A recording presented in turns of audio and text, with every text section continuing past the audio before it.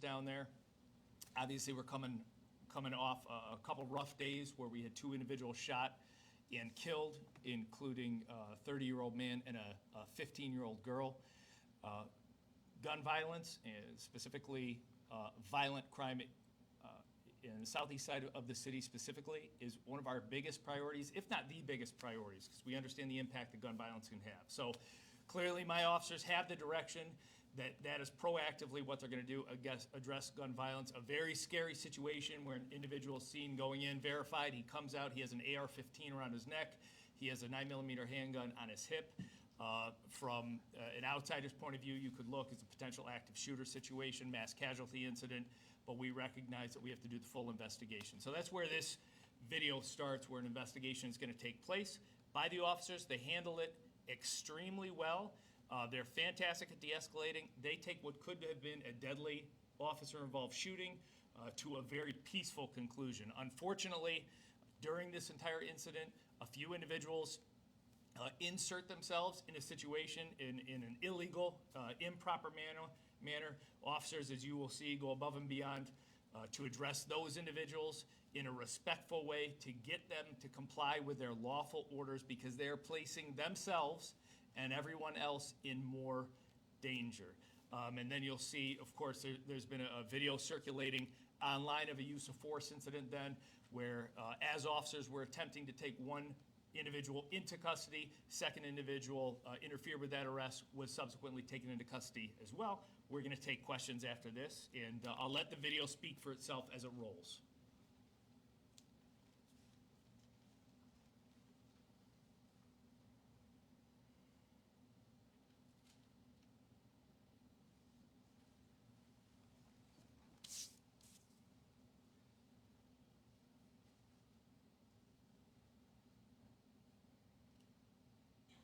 Go over that way.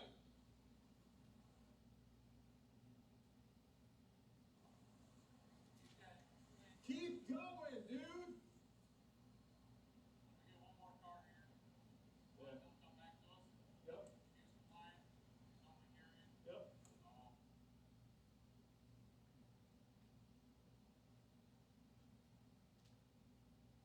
Get back over this way, everyone, please. Let's go. You're in the back, stop it. Okay, we need to get you back just because you're in the background of a could be bad situation. Okay, back up. Back up. Back up. They already told me what's going on, so back up, please. Please back.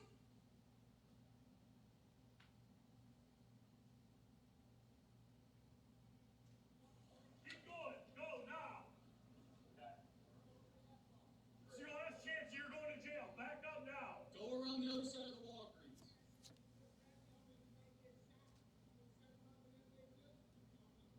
Well, you're in their backdrop, so it's not a good place to stand. Okay, last chance to go to the sidewalk. You're going to jail.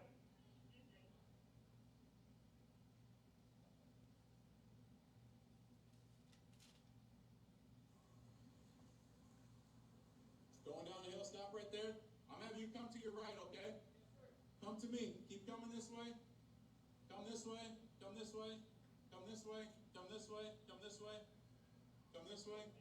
Stop right there. Okay? Right here on my hip, and then you can take this off my neck. All right. I'm going to take this off of you. Yep. It's one in the head, That's on your side, Sean. and you can just take this off my neck. It's strapped on. Yep, that's on me again.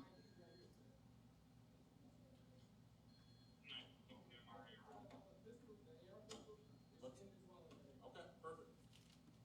All right. Anything else on you?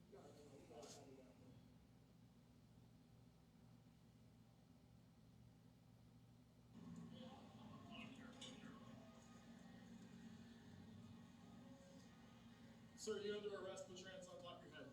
I put my life on the line for that. Don't dig around. Listen, hey, Back up or you will go too. Back up or you will go to jail take too. my phone, please. Yes, I get down there. Hey.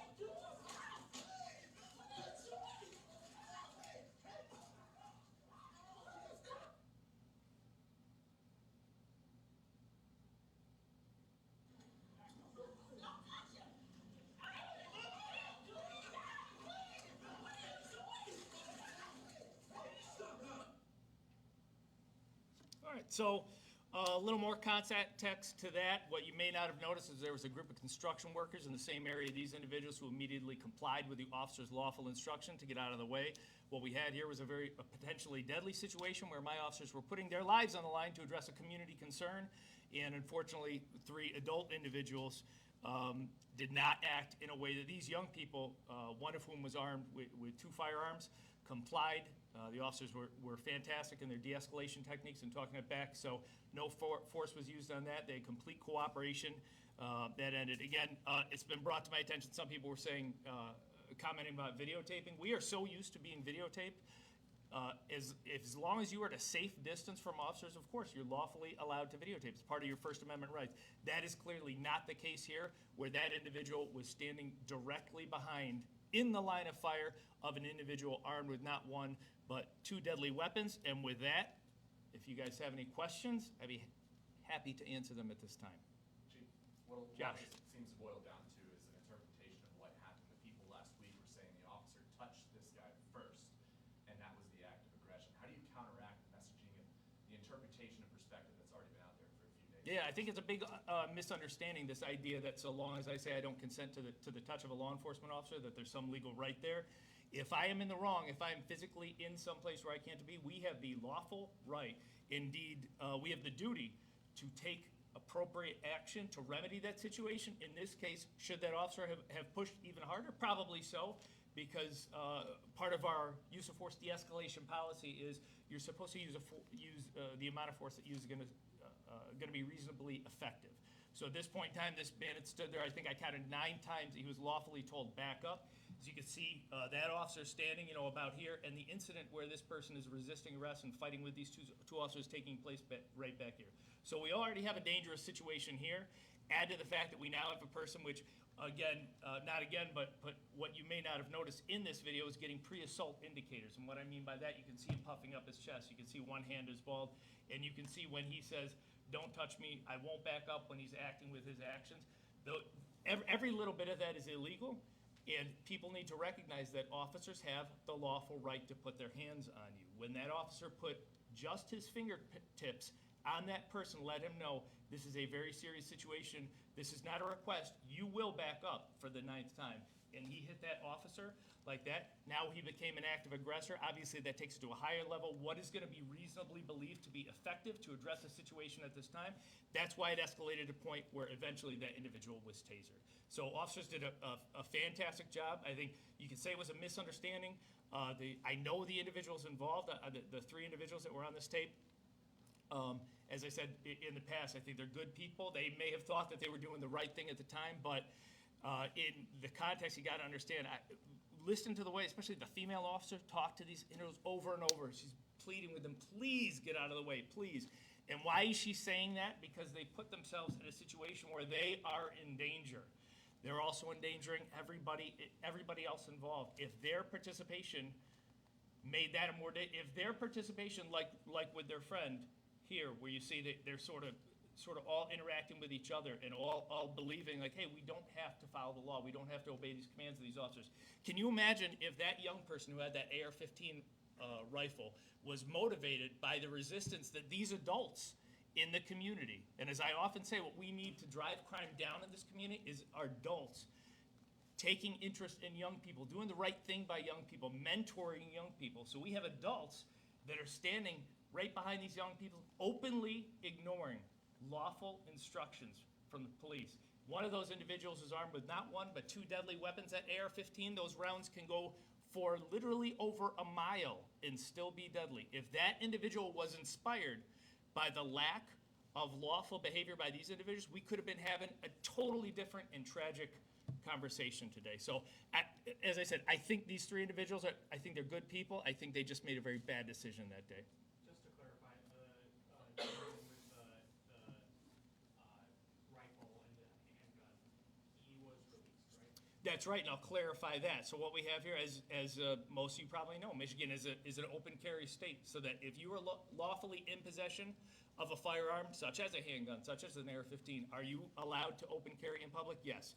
Of course, That doesn't count for private property. I know Walgreens' corporate policy is they do not allow open carry, so that certainly adds to the reasonable suspicion of the citizens in the community that waved down that officer and said, there's a man in there, he just walked in there with a handgun. That obviously, knowing that he's not a law enforcement officer, dressed the way he was, that he didn't show any indicia of any sort of lawful authority, that's a concern. If we didn't take action in that scenario, and that individual took some sort of illegal steps, we would obviously would be crucified. We would be totally in the wrong. We have a duty to take actions. Those officers who de-escalated and got that individual to comply fully did a phenomenal job.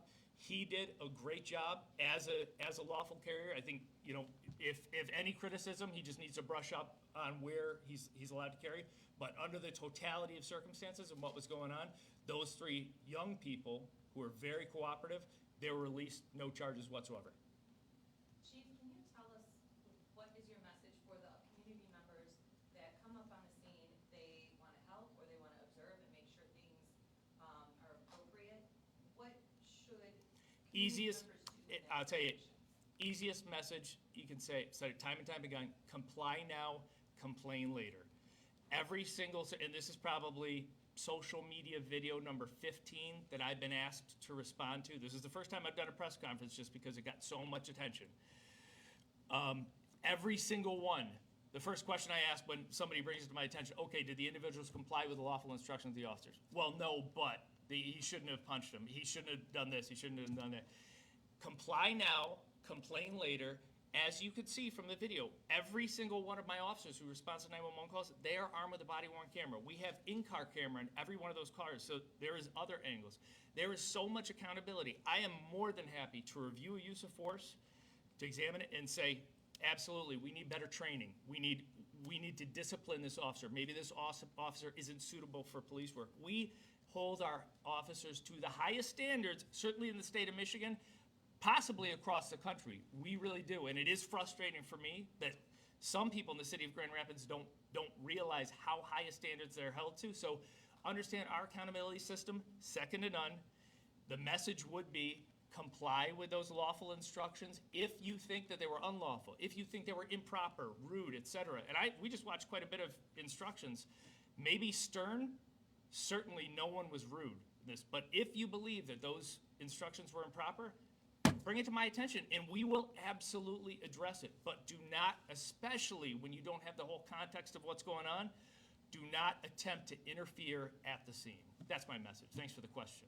Speaking of complaints, I believe that one of the gentlemen filed a complaint against the department earlier today. Do you have a response on that? No, I mean, you could see, obviously, from my first opinion, have I watched every single body-worn camera? No, I'd have to read his complaint to see what it is the complaint is. But a lot of what I saw and what was, I'll tell you, of all the incidents that happened, I'll share another frustration that I had, okay? I just talked about the two people that we had murdered, 30-year-old, we had a 15-year-old girl killed, shot in the head and killed. And 0 community members reached out to me about that 15-year-old girl that was killed. They never asked about the firefighters, the police officers, the EMS that were at the scene that worked so hard to try and save her life. They never asked about the efforts that the department's taking so that we could stop the violence. We had 2 15-year-old kills last year. 0. I don't know, I might have had 50 people reach out to me on this video. Extremely frustrating. And I don't even remember what your question was. You just took me off on a tangent. Can you ask it again? If you had a response to a complaint that was filed against the department. Oh, I mean, it's, we take every complaint seriously. So outside of my, obviously, first look opinion at this and saying, great job to the officers, regardless of what you think about the incident that went viral, what you didn't see was an individual who was armed to the teeth, who, because of the way the officers interacted with him, voluntarily complied, and we de-escalated a potentially very serious situation. They did that textbook. Departments across, I mean, think of the case of Tamir Rice in Cleveland in 2014. There are departments that still do that. Tamir was a young boy playing with what ended up being a toy gun in a park. Those officers rushed right up to him, engaged him in gunfire. It was a one-way engagement because it wasn't a real gun, and they killed him, a 12-year-old boy. And what we learn, hopefully from other departments in the past, is how to do things better. And so this is the way that a truly professional, exceptional organization does it. We set up a perimeter for safety and we addressed this in a way utilizing de-escalation, utilizing our voice as our strongest tool, but it was very unfortunate that 3 or 4 adults inserted themselves in this situation to bring the safety so far down. So as far as the complaint goes, I have a separate team. I have 3 supervisors in investigations who will look in internal investigations who will look at every single body-worn camera. They will interview these individuals. If there's something we can do better, every incident is an opportunity to grow and do better, whether good or bad. So I certainly will, I'm not pushing aside, I'd have to see their complaint. Chief, it seems like the video that's getting so much attention, the armed individual was already in custody, he was complying, it was Yep. a peaceful situation so far. What is the training for, because that was kind of contained and over with, what's the harm in just letting these guys go? after Well, they I'll tell you, comply Duncan, beyond the orders? harm in that, let's see, what's the best way to put this? What you tolerate, you condone. We do not tolerate illegal behavior. If we tolerated every single individual who stood behind a potentially deadly force situation when you have, I don't know how many police officers were giving him lawful instructions to move. If we didn't hold that individual accountable, that spreads. Best example of that, car thefts is a great example. As we've seen across the country, for somebody like me who's been in policing now for 25 years and has seen it change. 25 years ago, every department across the country used to chase suspected car theft criminals until the wheels fell off, they call it. They would chase and chase and chase.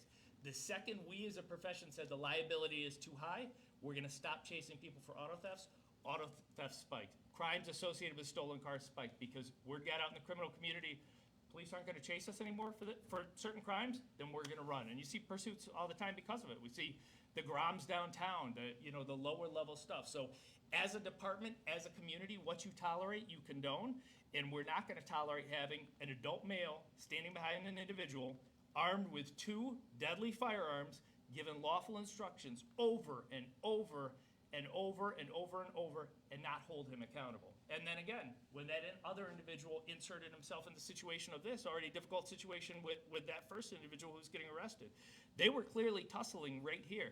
That was a large man. As you saw, I don't think that punch landed. I think it was a glancing blow, the one that you saw there. But even if it did land, I don't know that would have been effective in addressing that situation. Eventually, the officers tasered him. It was a very dangerous situation, and it didn't have to be that way. But to short answer your question, what you tolerate, you condone, and we're not going to put up with things that could take us down that slippery slope of lawlessness. And to clarify, the case is being pursued against the 2 individuals who were on the scene who were arrested after the... That's correct. Yeah, I don't have details on charges or not yet. And like I said, I know these individuals. I've interacted with them many times. I know everybody in that video I've met before. I know that's a lot of the reason that this got so much interest on social media, because they're, they do a lot of work in the city and are familiar to a lot. So as I keep saying, good people. Worked on some projects with them. They just made a bad decision. I think maybe this should serve as instructional to everybody, every adult in Grand Rapids, how to interact with the police a little bit more. Do you expect to communicate with them or expect an understanding That is, between you and the people? well, I'll tell you what, that's always an open invitation if they want to communicate. And I see, I won't name names, but I see 1 or 2 of them on a regular basis anyway, and I hope that continues. Yeah. I'm anticipating the comments that we'll get. This is an edited piece of many different videos, I understand. It's different body cams, different car cams. You can't release all of those all at once. Yeah, but how did you go about the process of editing it, and how do you respond that, you did include slides that establish a narrative through this? How Is there plans to I use went them? about editing it is that so generally speaking, when a video comes out and gets all this attention, it's not a best practice for a police department to react to social media video. Because I look at something like this, I looked at there was one 2 weeks ago of an officer who attempted to lift somebody up and they got struck in the head, and we want all the body-worn camera. That's a lot of work. How I worked on this one was I stayed up till about 1 a.m. on Father's Day. I took time away from my kids, and I looked at every single video that I could. I alerted my records team to come in early and to start redacting, because we could release all of it, but we'd have to blur a lot of faces. We'd have to do a lot of CJIS redaction. So this was a lot of work. We were working on it till 2:45, 3 maybe, 3:15, just to get it done in time. And how I picked the ones that most clearly showed everything. But having said that, if the criminal case proceeds against these 2 individuals, they'll have access to everything. And they think, I mean, obviously, I think the video speaks for itself, but if there's something else out there, they'll have access to everything. Good, everything Nothing. they need? You guys want to talk about anything else? All right, thanks for taking the time to come down here. Appreciate you guys.